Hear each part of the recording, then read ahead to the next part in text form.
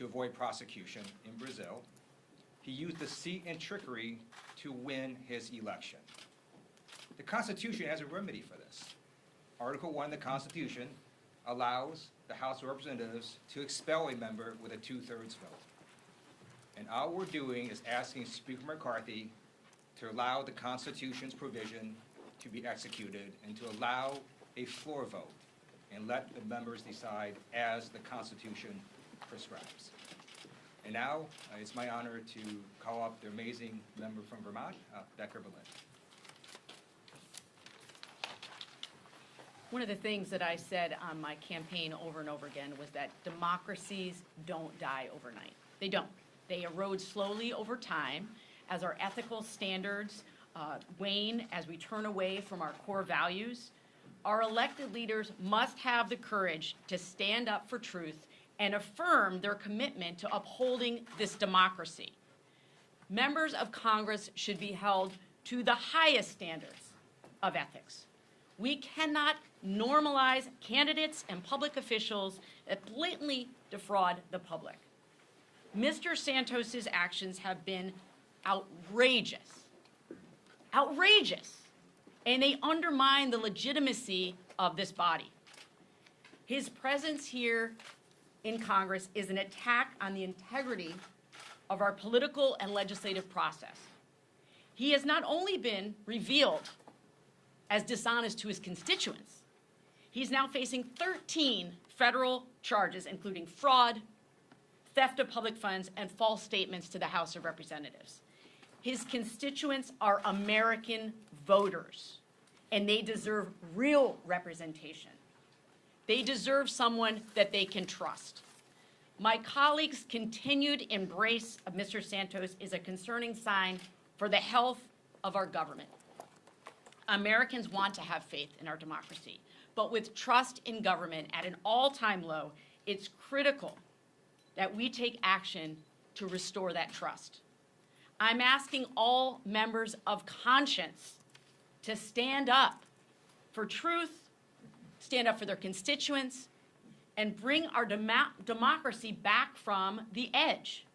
It's time to get members on the record. Americans want to know, do we value the truth? Do we value integrity? Because the success of our democracy is at stake. And now I call up Representative Eric Sorensen from Illinois 17. Thank you all for being here. First and foremost, this is not a day that makes us happy. This is a solemn day. And I will tell you that I did not get to this point in my life to serve my hometown without trust. And that's what this is all about. Today, this is about trust. Too many times when I go and talk with people in my district, I hear that Moline, Illinois is just so far away from Washington. We feel disconnected today. Why is that occurring? It's occurring because the people back home have lost faith and they've lost trust. Today is the day where we collectively put the Band-Aid on to heal. I ran for office after nearly a quarter of a century of life doing what I wanted to do when I grew up. You heard the number 13. I'm going to tell you what 13 means to me. All I wanted to be when I was a kid was be the weatherman on Channel 13 in Rockford, Illinois. And I got to do that, my childhood dream. And for nearly 20 years, in the same congressional district, through hard work and determination, I earned the trust of the people. And that's something that we have to make sure that every member of Congress has. Not saying you can trust me when I get to Congress. It should be through hard work and determination, we prove that we're trustworthy before we're elected. And there's one of us today that did not do that. Our constituents should expect that they can trust our elected officials to do the jobs that they sent us here to do. And too many times, whether it's in this one particular district in New York or across the country, when we hear our constituents doubt our abilities, we need to work collectively to stand up for truth. And I'll conclude by saying that's what the Constitution says that we as representatives must do. This isn't up to a court of law. This is up to us standing up and voting for who we trust. The greatest thing that I have found so far in my short tenure as a congressman is working across the aisle with people that I can trust. When we put forth a bill and we work on wording together, I know that my colleague from across the aisle I can trust, and we're doing the good of the people. That's what gives me value here. But we need to make sure that the standards of trust continue and are there for all members. So we'll open up to questions, and I'll bring Congressman Garcia back. Thank you. And I think finally, and I'll open up for any questions, I think it's important to note that our request has been, and through the work of the Ethics Committee and Congressman Goldman and Torres, and certainly through the resolution that was submitted months ago, has been for an expulsion vote on George Santos. And if Kevin McCarthy decides instead to do a vote on sending this to the Ethics Committee, that is absolutely a cop-out. This is already in the Ethics Committee. We want an actual vote on the expulsion. So any questions? Congressman Lawler said this morning he planned to vote to refer this to the Ethics Committee. He is one of 6 Republicans in New York who have suggested they're open to expelling George Santos from Congress or removing him from office. Just curious, are you talking to other New York Republicans trying to convince them to vote against leadership's resolution later today? I mean, I'm certainly having, as president of the freshman class, I have a good relationship with a lot of the freshmen, including some of the freshman Republicans. So they're aware of the positions that we have, and we're going to be talking throughout the day. But I'm going to let Dan Goldman also speak. Obviously, he knows these Republicans pretty well. They've said to me in private what they've said in public, which is that they support George Santos' expulsion from Congress. The question for them is they have an opportunity to vote on that.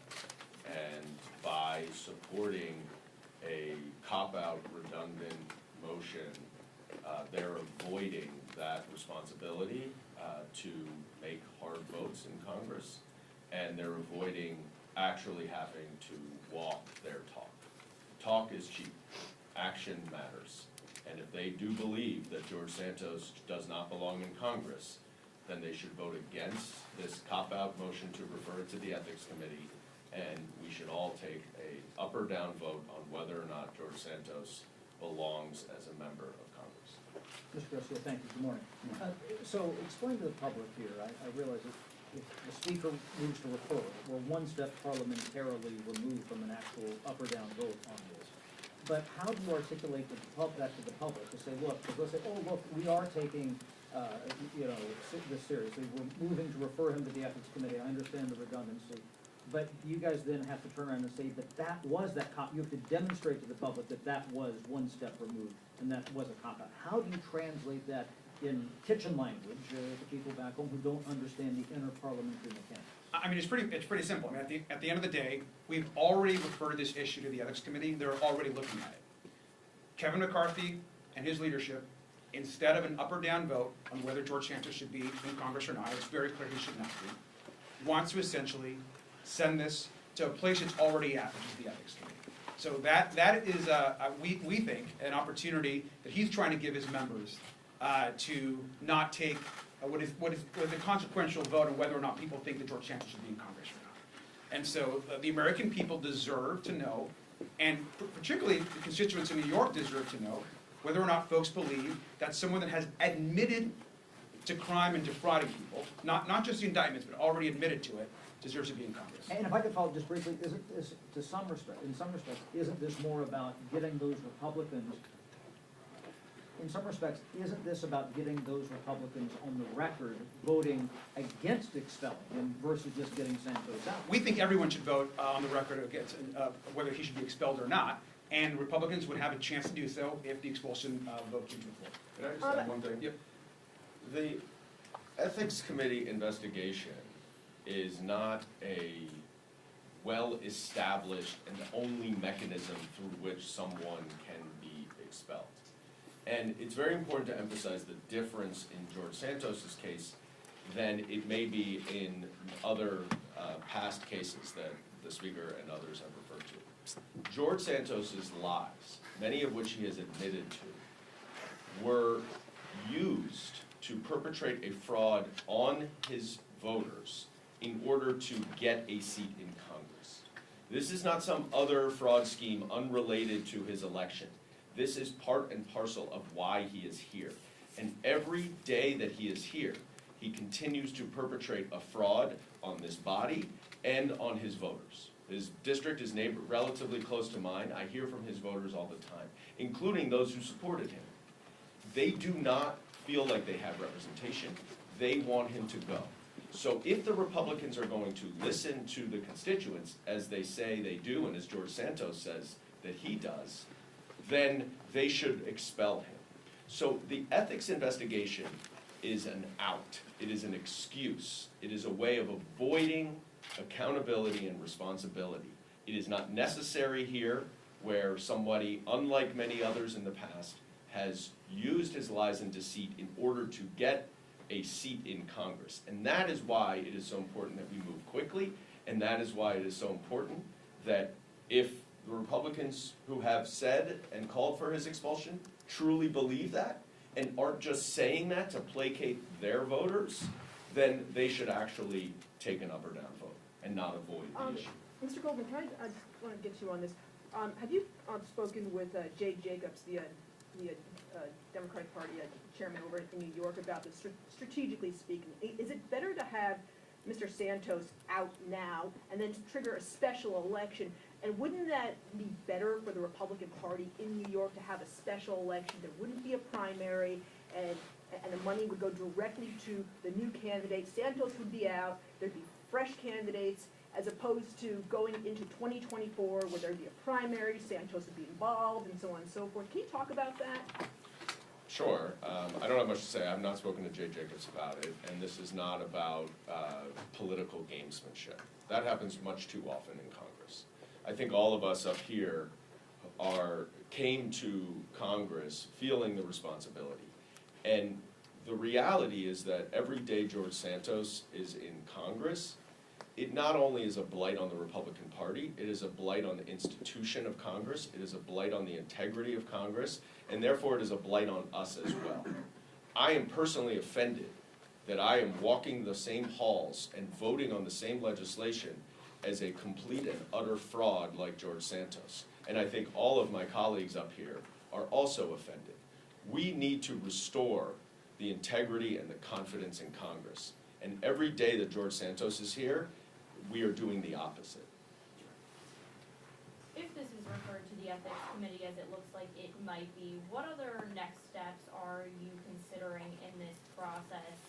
And do you feel, if it is referred to ethics, that this can be handled in a timely manner now that charges have been brought, now that you've pushed this privilege resolution? Well, I mean, first, obviously, Kevin McCarthy, I think, said yesterday or this morning that he wants to see this done expeditiously in the Ethics Committee, which I find humorous. I mean, that place is a place where these types of things never get any traction. And so I don't trust Kevin McCarthy. I don't trust that he's being honest about that. He's had a chance to move on the Ethics Committee over the last 3 months, and it took this additional motion to actually get him to make a commitment on the Ethics Committee, which I don't think many of us or any of us actually believe. And so anyone else want to comment on that? Well, the reality of what's going to happen is that the prosecutors are going to ask the Ethics Committee to pause and let their prosecution go first. That's what I did for 10 years. That is the nature of how these things work. And traditionally, the Ethics Committee will defer to the Department of Justice for a criminal prosecution. And Kevin McCarthy knows that. He knows that this is a complete fiction to send it to the Ethics Committee, and that it is a cop-out, and that at the end of the day, it is a way of avoiding the accountability on this expulsion motion, and that this is just another way to allow the criminal process to play out. And to be clear, the criminal process should play out. No one is saying that George Santos is, stands here convicted of his crimes, but that is not the measure of whether or not he should be a member of Congress. So the reality is he can say it should be moved expeditiously, but the Ethics Committee is not going to move expeditiously unless we get some sort of a demand a report, which we could do. And hopefully the Ethics Committee will release a statement at a minimum to update us on where things are, to update us on whether the Department of Justice has asked them to pause and wait.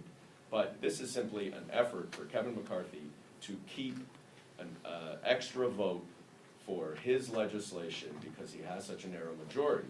And I would just add, the richness and the unbelievable chutzpah for George Santos to co-sponsor and vote for a bill that would gut funding to investigate unemployment insurance fraud when he stands charged of unemployment insurance fraud is further demonstration that he doesn't belong in Congress. At a minimum, it is an obvious conflict of interest, and he should have abstained from his vote.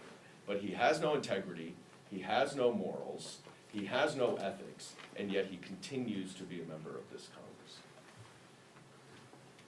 Yeah, I understand that you're hoping to hear from the Ethics Committee. Is there any sense at all that they could pursue many of the items that are not contained in the indictment from New York?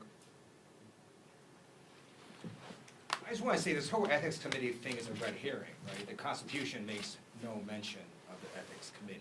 We're simply asking Speaker McCarthy to follow the Constitution and allow a vote to expel George Santos. And clearly, Republican leadership is preventing a vote on the bill to expel George Santos. And as Dan Goldman said, likely the ethics committee will be forced to pause because of the Department of Justice indictment.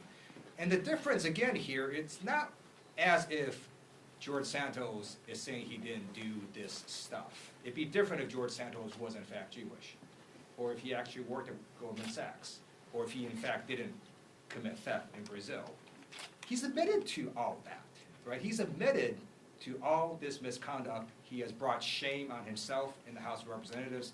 We have every right under the Constitution to have a vote to expel him. We're just asking to have that opportunity to have the vote on behalf of the American people. Right, but as you mentioned, this is a pretty unique case. Is there any way that the Ethics Committee might actually proceed with those other items?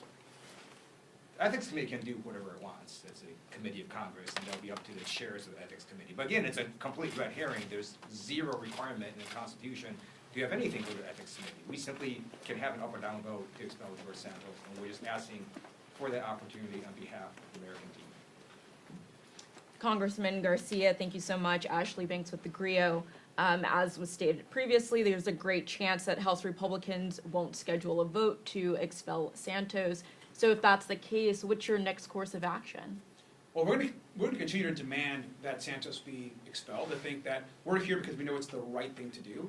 And clearly, if the vote's taken up today and they try to send this to the Ethics Committee, which is Kevin McCarthy's path, we're going to continue to beat this drum every single day. George Santos should not be in Congress, and we're going to do everything that we can to ensure that he is removed. And quite frankly, he should save himself the trouble and just resign today. We've been calling for his resignation for months, and so he should do the right thing and make it easier for everyone and just resign. Yeah, the only thing I would say is that every single day that George Santos is in Congress, the Republican Party, the Republican leadership, and the Republican members from New York are complicit in him being here in Congress. He is connected to them right now. And whatever decision the Republican majority makes on George Santos is a decision that every single one of the New York members of the Republican Conference are making every day. They have the numbers and to demand from the Speaker action on George Santos. And every day that they decide not to, they are siding with George Santos over George Santos's voters. Thank you. Can you take us behind the scenes a little bit with conversations with leadership? Obviously, you mentioned you brought this resolution a number of months ago. You came to the floor this week. Why now? Does it have to do with the indictment piece? Well, look, I think, first of all, when we introduced the resolution, it was certainly in discussions with leadership, and so they were very aware, and we moved forward. And leadership, as I think, I don't know if you heard Leader Jeffries last night on the news, and certainly in some tweets he sent out, he is supportive of expelling George Santos and the resolution moving forward, and I think the whip and others have also been supportive. So the leadership is supportive of our process and bringing this forward, and we're grateful for that. I think they've made comments to that effect. Becca or did Just briefly, I understand there is so much cynicism in DC.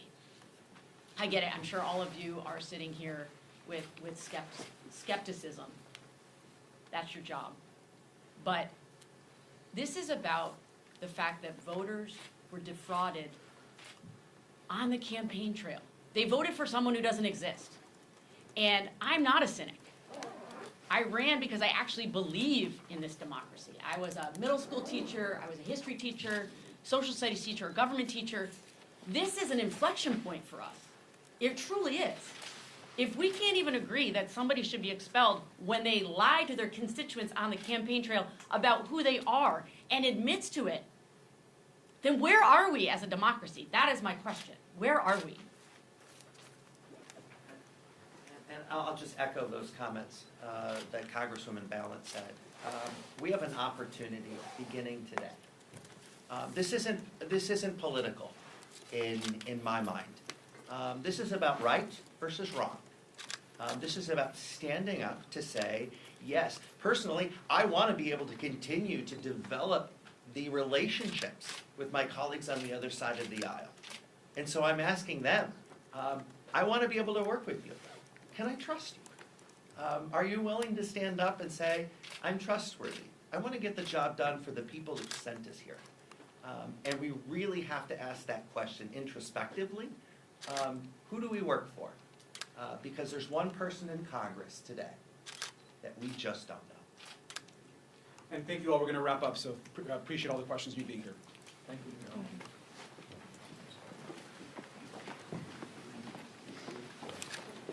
Thanks, Christian. You actually hear that when you play it back? I also have like the audio going, Oh, okay. that way, yeah. Where My you're- editor can like edit. Where you're the recording the audio from? I just on here, on voice memo, but it picks me up really well, and so I have my editor like, Oh, they put take it out the together. audio from my video, use the If audio you from want the to really video. get fancy, you can plug your phone with the right jack into that Ooh, over there, which I do every now and then. really? Yeah. Okay. Bless you.